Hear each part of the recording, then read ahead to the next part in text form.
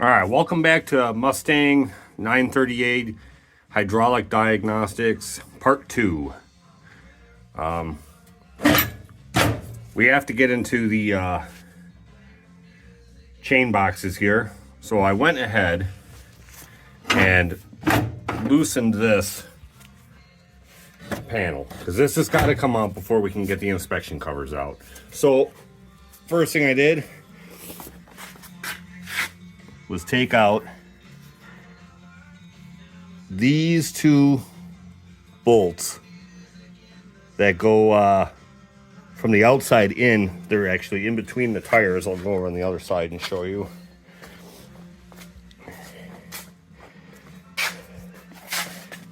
Right in between the tires, there's those two. And this side actually did not have factory hardware in it. Somebody replaced it with some hardware store stuff. So I could tell that this has been out before. So now we got those 4 bolts out. And this is loose. Now we have to take the engine shut-off cable off and the auxiliary hydraulic lever loose. So I'll go ahead and do that and then show you when I'm done. You can see my drop light here.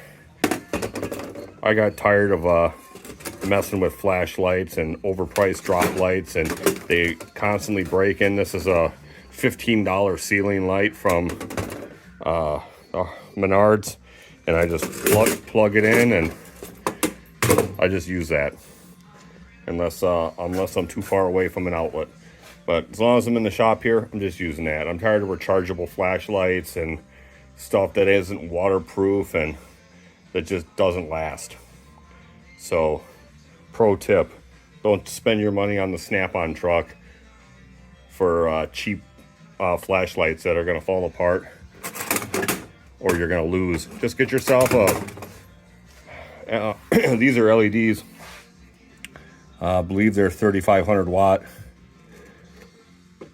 from Menards, and there you go. There's a I got more than enough light to see what I'm doing. So all right, I'm gonna take that kill cable off, the auxiliary hydraulic lever, and then I'll show you what's next. So when we went to take this out, it was pretty easy. It was less nuts and bolts than I originally thought. What we did is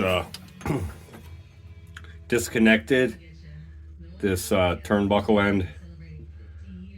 This is for the auxiliaries hydraulics. We disconnected that from this lever mechanism,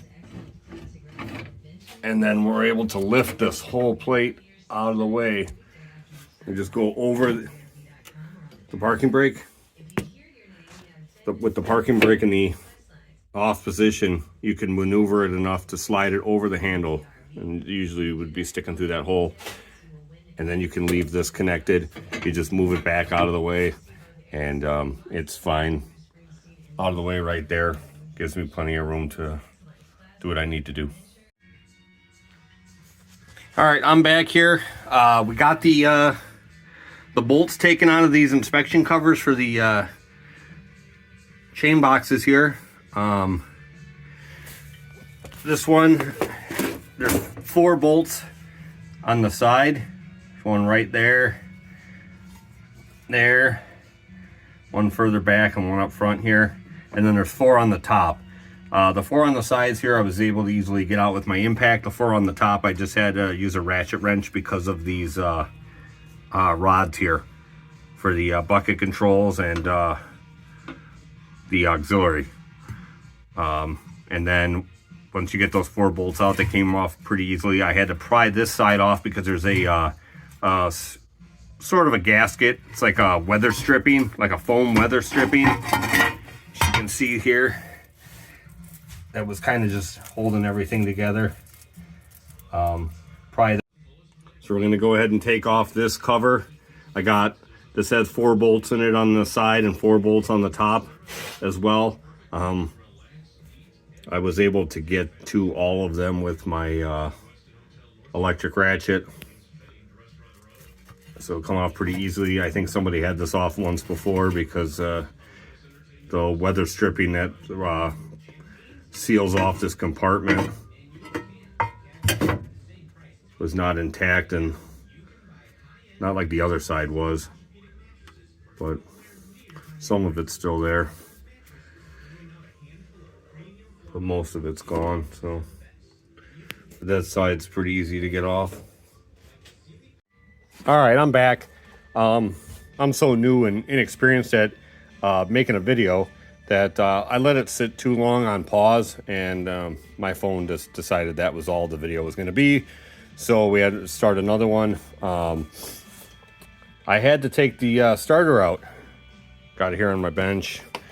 Apparently I left it sit too long after I power washed the engine, and it was all froze up. So I had to free up. These brushes were all stuck. The armature was a mess. I had to sand it, hit it with some Scotch-Brite, a little bit of emery cloth.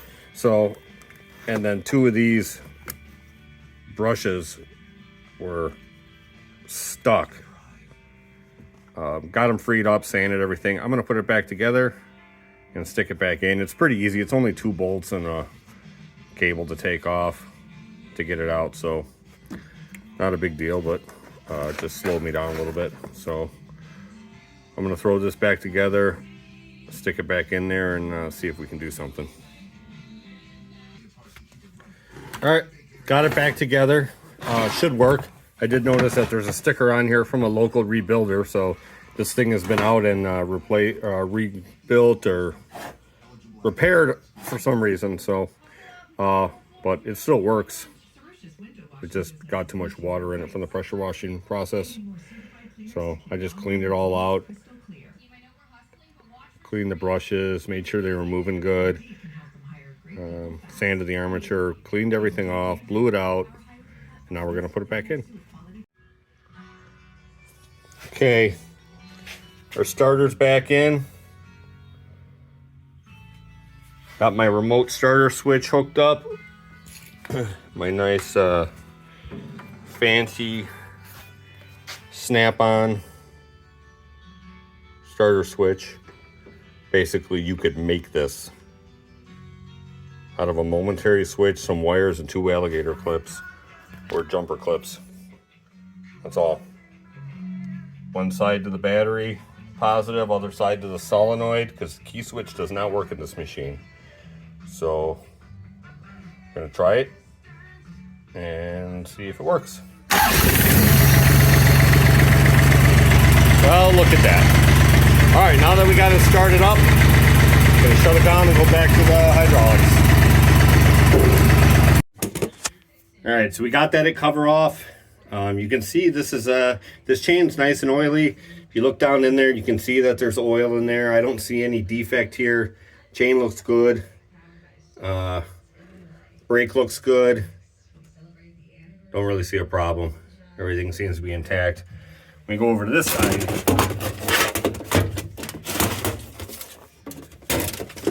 And you can see this is a side that didn't have a plug in it. So it had no oil in it. And it's rusty. It looks like it hadn't had any oil in it for a while. Bunch of dirt down in there in the bottom. But the chain's on and everything's intact. Brake looks okay. So we're gonna go ahead and start this up and see what happens once we start it. So got my fancy schmancy starter button here. I'll give it a crank. Well, fires right up. Wow. It runs so really good.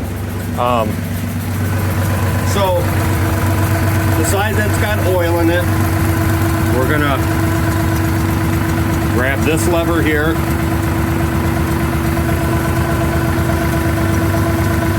Pull it forward. Here's our forward drive. Works fine, got plenty of oil. Everything's spinning, no noises. Then we're gonna switch over to the other side.